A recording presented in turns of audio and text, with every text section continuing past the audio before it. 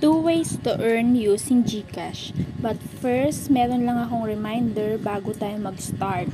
Do this at your own risk. Once na ipinost ko to, means gumagana pa. Pero hindi ibig sabihin nun na lagi siyang gagana. Pwedeng bukas, oo. Pwedeng sa isang araw, hindi na. Just do it at your own risk.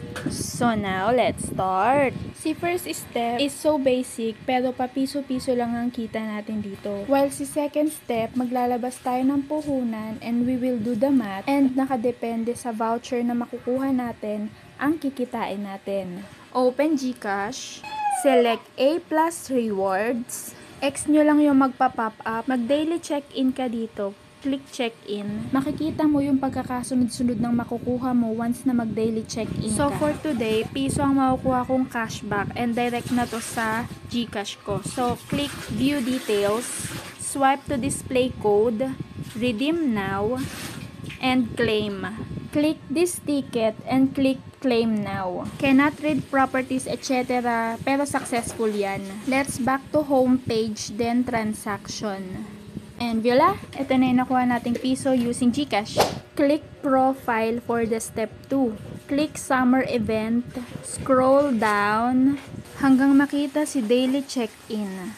Syempre, check-in ulit. O, ayan, meron na tayong Alipay Store 10 pesos. Click view details. Sa description, makikita mo na minimum spend of 11 pesos, single transaction. Click use now. Mapupunta ka sa A+ rewards. Click search product.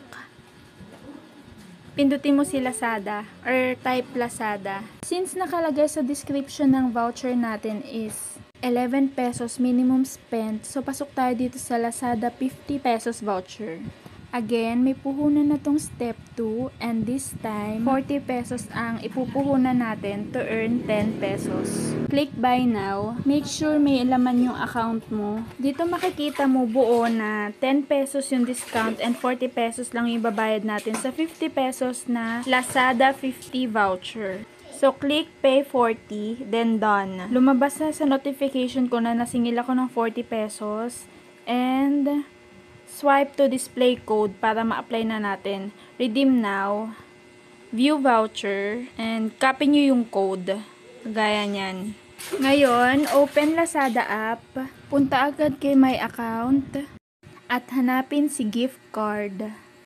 Input mo yung kinape-paste natin kanina. Redeem. Hintayin ang loading and successful redeem 50 pesos. So ngayon may 80 pesos na tayo. And note ha, minimum of 200 pesos para mailabas natin yung pera sa GCash na pinuhunan natin at yung voucher para maging pera. So ngayon, kailangan pa natin mag-ipon ng voucher or at least makaabot tayo ng 200 pesos sa Lazada account natin. Bukod sa summer event, meron pang isang way para makakuha ng voucher na up to 50 pesos or 70 pesos yung pinakamalaki.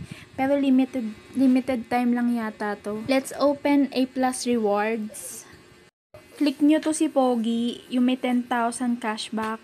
Click play, maglalaro tayo ng soccer. Siyempre kailangan yung galingan para makakuha tayo ng mas malaking voucher up to 70 pesos. O, kung marami kang GCash, edi bongga, mas marami kang makukuhang voucher, mas malaki kita. Again guys, limited lang siguro tong soccer na palaro ni GCash, kaya i-grab nyo na. Galingan nyo na lang sa technique. May ibinibigay silang voucher kada may naaabot kang score. Naubos na yung chance to play ko, kaya punta tayo sa my rewards. Makikita nyo dito na nakakuha ako ng Alipay Plus Store 50 pesos voucher. Meron din akong 1 peso, 8 peso, and 20 peso Alipay voucher. Nakuha ko sa pag-check-in at sa paglaro ng soccer. Bibili ulit tayo ng Lazada voucher. Click here. Siyempre si 50 pesos na yung pipiliin natin, mas malaki yung kita. Para mabawas si 50 pesos, minimum spend of 99 ang kailangan natin gastusin. So iso-search ulit natin si Lazada. At dahil nga 99 ng minimum spend ng 50 pesos na voucher, kailangan 100 yung bili nating Lazada voucher. Click buy now. At dahil nga tama yung minimum spend natin, ayan, 50 pesos na lang yung babayaran natin. Nakaless tayo ng 50. Next step, swipe to display code. Redeem now. View voucher. Copy code.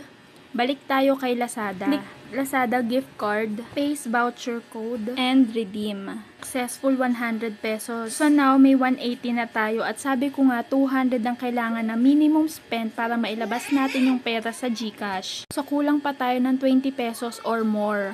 Nag-explore muna ako sa Arena Plus. Dito tayo magde-deposit. Pwede mag-enter ng amount basta 100 plus pataas. May pa-welcome balance si Arena Plus na 20 pesos. Plus, nag-deposit na ako nung nakaraan ng 100. So, 80 na lang ang kulang natin para makapag-withdraw using GCash. So, since hindi pwede yung 80 pesos makapag-deposit using Lazada sa Arena Plus, 100 ang kailangan nating mai-deposit. So, mag-e-enter amount ako ng 100 and confirm.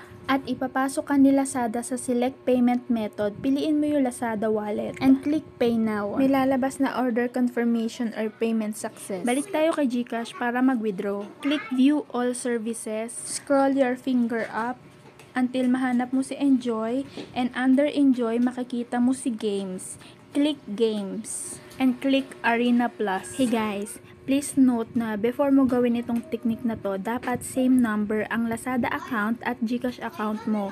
Para once na mag-deposit tayo ng Arena Plus sa Lazada app, lalabas yung balance sa Arena Plus under GCash app natin at doon na natin itong mawi-withdraw. So ngayon, makikita nyo na ang balance ko ay 220 sa Arena Plus under GCash. At i-withdraw ko lahat sila. Confirm. So bale, iintayin ko na lang siya na pumasok sa GCash ko. At ginagaranti daw nila na 99% na papasok yun sa GCash. So makikita nyo ngayon na yung balance ko sa Arena Plus under GCash is 0 na. At ito na nga, may lumabas ng notification na nakatanggap ako ng 220 from Bingo Plus, etc. So yung puhunan at yung voucher kanina na ginamit natin is naging GCash na. Sana may natutunan kayo and please comment down below kung may tanong pa kayo. Okay, bye!